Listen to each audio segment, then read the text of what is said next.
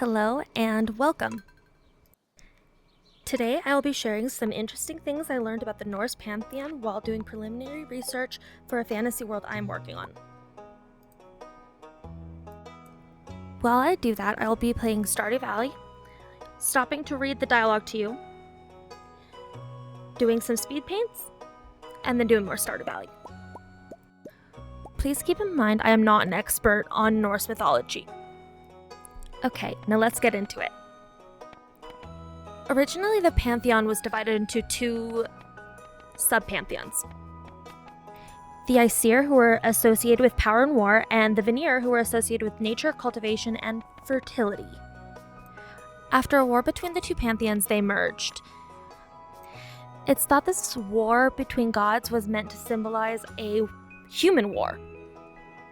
Either a war of their followers, who eventually became one people, or an invasion where the followers of the Vanir were forced to assimilate, which would make a lot of sense considering the new pantheon was called the Aesir, which was originally the name of the Aesir pantheon. That is how this singular pantheon came to be, but how does it end? Well, according to Norse mythology, it has not ended yet. But according to the prophecy of Ragnarok, most of the gods will die along with everything that ever was. According to the prophecy, at some unknown time in the future, there will be a 3-year-long winter, and it will be so cold that it will block out all warmth of the sun. As a result, food and other supplies will dwindle to almost nothing, and mankind will turn on each other out of desperation. Yggdrasil, the world tree which holds the cosmos together, will tremble. As a result, all of the worlds will collapse in on themselves. A giant serpent imprisoned at the bottom of the sea called Jormungandr will escape its prison and flood the entire world. Loki and his crew of giants will sail the flooded world on their ship Naglfar, which is made of the fingernails of the dead. He and his crew will cause chaos and destruction wherever they go. A monstrous wolf called Fenrir will break free of the chains the gods placed upon it and devour the entire world. I'll stop here to read the prologue of the game.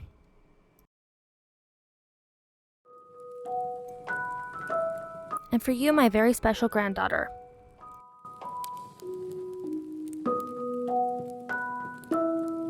I want you to have this sealed envelope.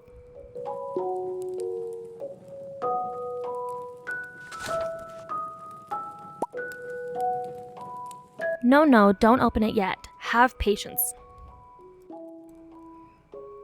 Now listen close. There will come a day when you feel crushed by the burden of modern life.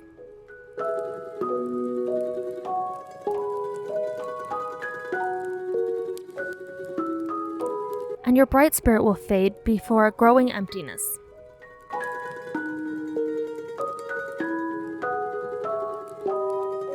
When that happens, my dear, you'll be ready for this gift.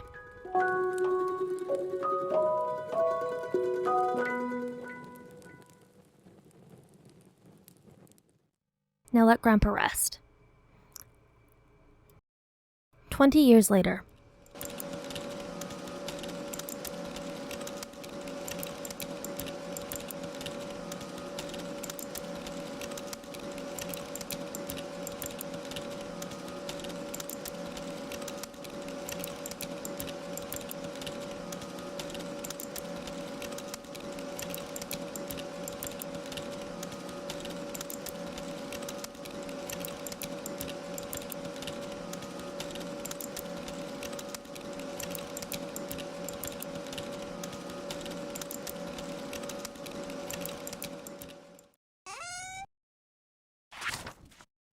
Dear Flora Joy, if you're reading this, you must be in dire need of a change.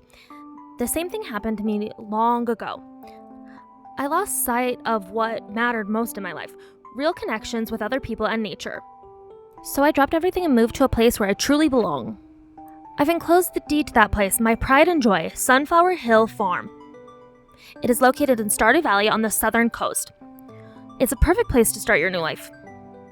This was my most precious gift of all, and now it's yours. I know you'll honor the family name, my dear. Good luck. Love, Grandpa. P.S. If Lewis is still alive, say hi to the old guy for me.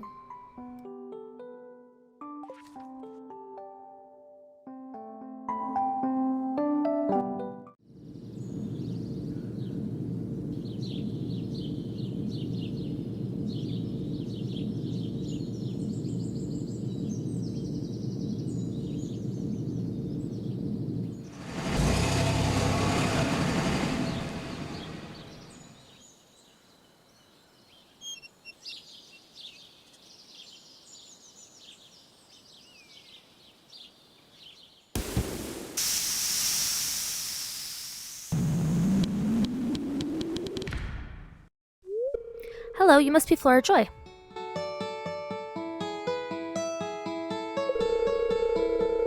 I'm Robin, the local carpenter. Mayor Lewis sent me here to fetch you and show you the way to your new home.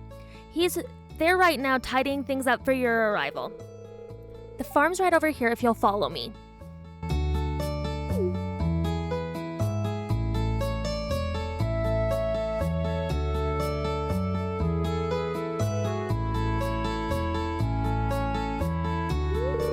This is Sunflower Hill Farm.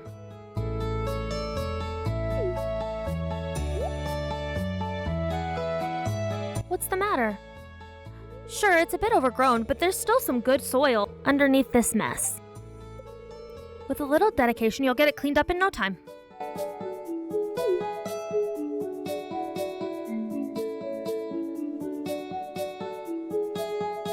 And here you are, your new home.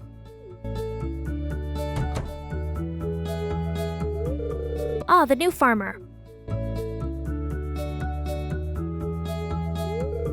Welcome, I'm Lewis, Mayor of Pelican Town. You know, everyone's been asking about you. It's not every day someone new moves in. It's quite a big deal. So, you're moving into your grandpa's old cottage. It's a good house, very rustic.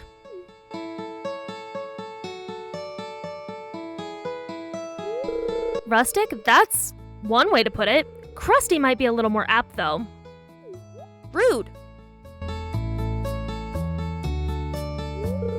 Don't listen to her, Flora Joy. She's just trying to make you dissatisfied so that you buy one of her house upgrades.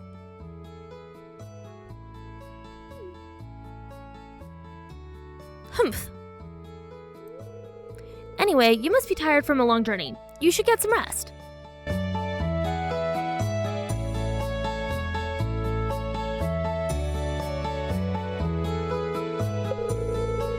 Tomorrow you ought to explore the town a bit and introduce yourself. The townspeople would appreciate that.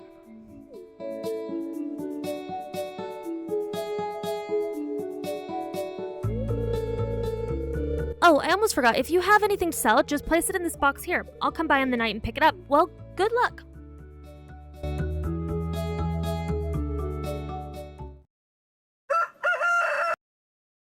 Okay, back to the myth of Ragnarok. After Fenrir devours the world, the sky will split and fire giants will pour from the breach. They will march across the Rainbow Bridge, which connects our world to the world of the gods, Asgard, destroying the bridge in the process. The gods will know that this is Ragnarok, and that they will not win. But they will fight anyway. Odin and the souls of mortals who were granted Valhalla after their deaths will fight with more might than any of them have ever fought before. This will not be enough. All of them will fall in battle, even Odin, who will be slain by Fenrir. The monstrous wolf is then slain by Odin's son Vidar. The fighting rages on until what's left of the world falls into the sea. Only the void will remain. All that has ever been will be undone, as if it never existed in the first place. A few gods survive, and it is thought that a new beautiful world may rise from the ruins of this one, but the prophecy never actually specifies this. Now I'd like to give you a little bit of information on a few of what we believe to be the gods. Although in Norse mythology it's a little confusing which entities are gods and which entities are just mythological beings. Starting with the first god, Odin's grandfather, Bruri. Our world was created by two other realms, Muspel, the realm of fire, and Niflheim, a realm of cold, bleeding into each other to create the first ogre, known as Ymir. As this ogre slept, it began to sweat, and its sweat turned into sentient beings. Among those was the first of the gods, Bruri. But what does this have to do with the creation of our world? Well, that happens when Yuri's grandsons, Odin, Vili, and Vi, kill Ymir. Well, I suppose it would be more apt to say that it happens after they kill Ymir, because they take his body and they use it to create the world, and they use his skull to create the sky. They then use the light from Muspel to light the sky. This is really gross. If you're squeamish about bugs, you might want to just jump like 10 seconds ahead. The dwarves are born of maggots, which appeared within the giant's flesh. The brothers gave the dwarves the land under the mountain. They gave the giants the lands near the coast. Further inland, using Ymir's eyebrows, they made themselves a stronghold called Midgard, which may or may not have later become the city of Troy. They then made the first 2 humans out of 2 trees, ash and elm, and built Asgard in the middle of the world. Of course, as the ruler of gods, Odin's legacy did not end there. Known as the Allfather, he was the god of war, poets, healing, love, and fertility, as well as a protector of heroes. Warriors often worshipped him before battle. Atop his 6-legged horse, wielding a spear made by the dwarves and enchanted to never miss, Odin led an army of the dead across the winter sky. Odin was a wise god, but he always thirsted for more wisdom. He gave his eye in order to earn the right to drink from the pool of knowledge at the base of the world tree. Not only that, when Mimir, the guardian of this pool, died, Odin went through great lengths to secure his head. Why would he do that? Well, the head could still speak and share its knowledge, and Odin wanted that knowledge. Odin even once spent several days hanging from the branch of the world tree in order to gain its knowledge. His wife was a goddess of marriage, prophecy, clairvoyance, fertility, and motherhood. Her name was Frigg. Odin's death during Ragnarok is sometimes called the second grief of Frigg. Second, because her first grief was when her son Baldur was killed. We'll get into that in a bit. Stopping to read the game dialogue. Well, hello there. I'm Gus, chef and owner of Stardrop Saloon. Oh, that's right. I heard someone new was moving onto that farm. Mary Louise told me you just arrived. I'm Marnie. Hey, it's Miss Flora Joy, the new farmer. I'm Pierre, owner of the local general goods store.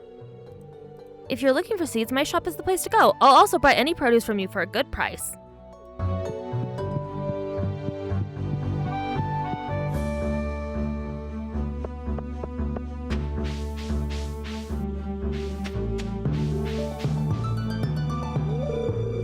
Hey, you're the new girl, huh? I think we're gonna get along great. I'm Alex.